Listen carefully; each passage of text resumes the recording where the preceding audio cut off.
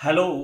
मैं ज्ञानसिलाल चौधरी, सहायक कृषि अधिकारी, कृषि विभाग की ओर से सभी पितातुल्य किसान भाई और सभी युवा साथियों का मेरे इस चैनल पर सभी का स्वागत और अभिनंदन है।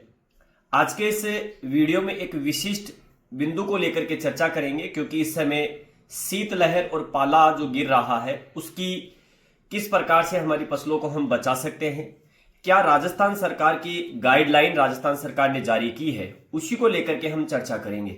देखिएगा, कुछ मुख्य फसलें इस रबी की ऋतु में अगर देखा जाए तो जैसे आपके सरसों है, चना है, गेहूं है, सब्जियों वाली में देखें तो आलू है, मटर है, और भी बहुत सारी ऐसी फसलें हैं जिनको शीतलहर से और पाले से काफी नुकसान होता है। तो इस समय इन फसलों को हम कैसे बचा सकते हैं, तो उसी को लेकर के चर्चा करेंगे। तो वीडियो को पूरा देखना और इन उपायों को आप जरूर अपने खेत में अप्लाई करना। निश्चित रूप से पाले से आप अपनी फसल को बचा सकते हैं। पहली चीज, जब पाला गिरने की संभावना हो, यानी कि हमें लगे कि आज पाला गिर सकता है, तो उस समय हम हमारे खेत में हल्की सिंचाई कर सकते हैं। और सिंचाई करने से आपका जो खेत का जो तापमान है वो लगभग आधा डिग्री से लेकर के 2 डिग्री सेल्सियस तक आपके फसल जो है उसका टेम्परेचर इंक्रीज हो जाता है, तो पाले से बच सकती है। इसके अलावा दूसरा उपाय, हम पाला गिरने की जब संभावना हो उस समय हम हमारे खेत में 0.2% घुलनशील सल्फर 0.2% घुलनशील सल्फर का प्रयोग कर सकते हैं। अगर 2% की मैं बात करूं तो यानी कि 1000 लीटर अगर पानी है तो उस 1000 लीटर पानी में हम 2 किलो आपके सल्फर का प्रयोग कर सकते हैं। तो आप प्रति हेक्टेयर इसका प्रयोग कर सकते हैं, 0.2% सल्फर का प्रयोग कर सकते हैं। इसके अलावा जब पाले की संभावना हो तो गंधक का जो तेजाब आता है उसमें 1000 लीटर पानी में 1 लीटर गंधक का तेजाब मिलाकर के 1 हेक्टेयर में 1000 लीटर पानी का आपको छिड़काव करना है, जिसमें 1 लीटर गंधक का तेजाब मिला होगा। इसे कहते हैं 0.1% गंधक के तेजाब का छिड़काव करना।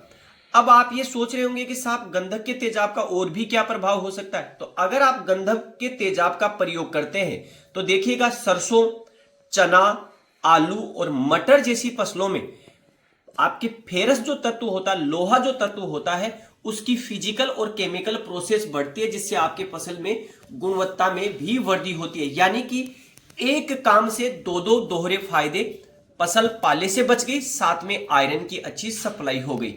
इसके अलावा अगर देखें, जिस समय हमें यह लगे कि आज रात को पाला गिरेगा तो हम क्या कर सकते हैं, रात को लगभग 12 से 2 बजे के आसपास हमारे खेत में उत्तर और पश्चिम दिशा में जगह जगह हम क्या कर सकते हैं, कचरे के जो ढेरे हैं उनको जला सकते हैं। जैसे कूड़ा कचरा हो, बोरी हो, उनको हम 4, 5, 7, 10 जगह रख करके उसे क्या कर सकते हैं, रात को आग लगा सकते हैं।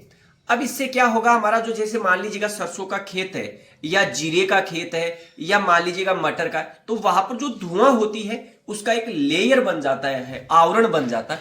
इससे आपके उस जगह का क्या बढ़ जाता है, तापमान लगभग 4 डिग्री तक आपके तापमान बढ़ जाता है, तो फसल को नुकसान नहीं होता।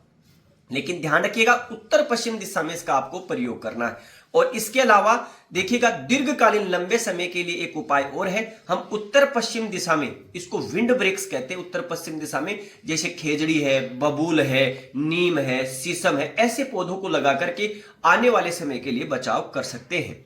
तो ये अभी राजस्थान सरकार ने एक गाइडलाइन जारी की थी जिसमें कुछ उपायों को लेकर के बात की थी, यानी कि हल्की सिंचाई करना, 0.2% सल्फर का प्रयोग करना, 0.1% गंधक के तेजाब के घोल का प्रयोग करना, खेत में धुआं करना, ये आपको ध्यान रखना है।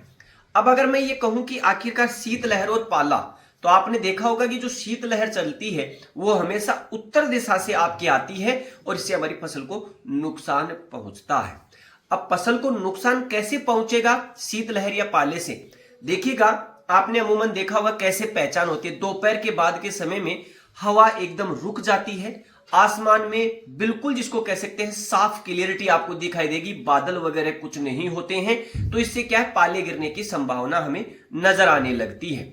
पाला जब गिरता है तो तापमान 0 और 0 से कम हो जाता है। इस कंडीशन में ये जो क्रियाएं जो कुछ करने के लिए जैसे सरकार ने कहा है, इनके अनुसार अगर हम कार्य करते हैं तो तापमान 0.5 से लेकर के लगभग 4 डिग्री तक ओवरऑल सभी एक्टिविटीज की बता रहा हूं, तो तापमान आपके लिए यहां पर बढ़ जाता है।